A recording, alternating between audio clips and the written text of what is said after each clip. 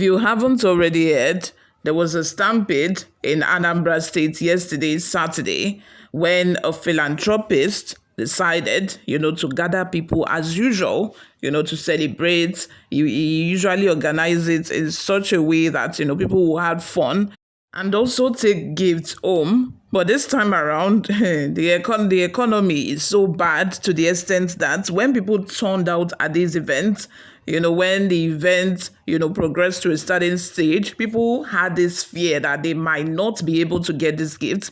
They had the fear that the gifts might not get to them because of a large number of people that turned out.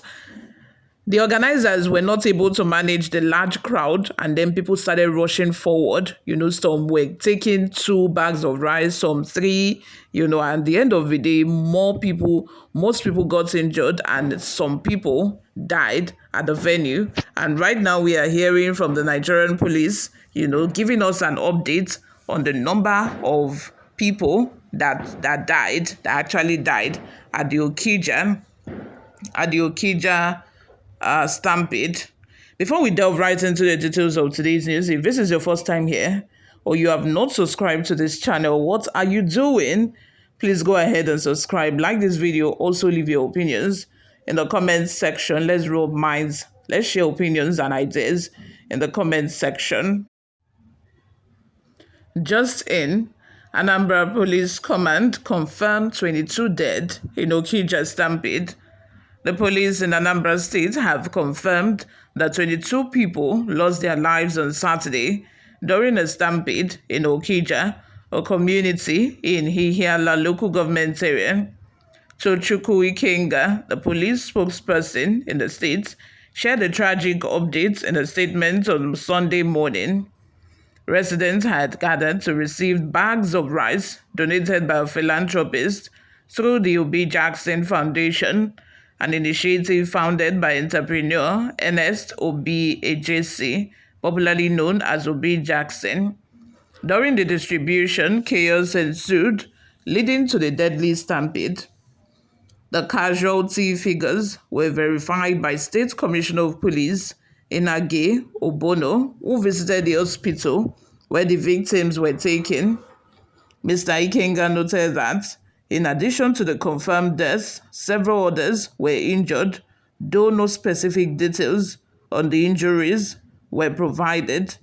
The police chief expressed condolences to the families of the deceased and wished the injured a swift recovery. Investigations into the incident were still underway. The police command remains committed to ensuring the safety and well-being of India Anambra, with a focus on crime prevention, responding to emergencies, protecting vulnerable populations, and fostering a sense of community security, the statesman concluded. You all, let's have your thoughts and opinions in the comments section.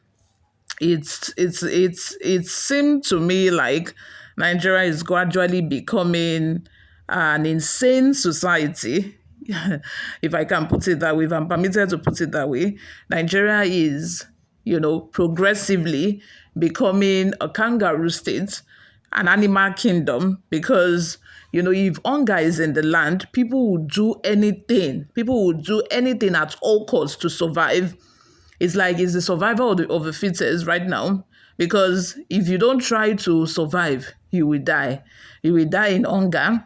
I think that is the state that Nigeria is in, because according to news reports on ground, on the day this food distribution was done, that is yesterday, people on the ground said even the rice on ground is enough to go round. But people were skeptical about their chances of getting a bag of rice each. People started feeling like, with this number of people on ground, will these gifts get to them? That was when people started rushing. That was when they started rushing forward, struggling. That is why I said it's a society of survival of the fittest. That is why insecurity is on the rise. Insecurity is on the rise, kidnapping, unknown gunmen, and so on, because people are now doing anything to survive because the economy has failed us. The president has failed its citizens. Now people are now trying by all means to do anything to survive, whether legal or it is illegal. People are just trying to survive. You can imagine. This is not the first time that this man, this Obi Jackson, is doing this philanthropic work. This is what he does every year for the people of his community, just to share appreciation, just to help people out at this time. It is a normal culture for most people to want to give out things during Christmas period. And this year is not an exception. But why are we having Stampede back to back, back to back, back to back? That tells you a lot about the hardship and economic situation of a country. I'm telling you, people are going through a lot. People are really going through it. People are going through it. I would not lie to you. And our president, on the other hand, is here arresting people up and down, saying that they are cursing him. Please, why won't you curse him? Even if you are not in the spirit, you are not in the mood to curse, you will curse, oh my dear. You will curse. Because by the time you use all of your feeding money to buy electricity, by the time you use all of the money you're supposed to eat with to buy petrol, you will curse. Even if you are not in the mood to curse, you will curse. That is how harsh the economy is.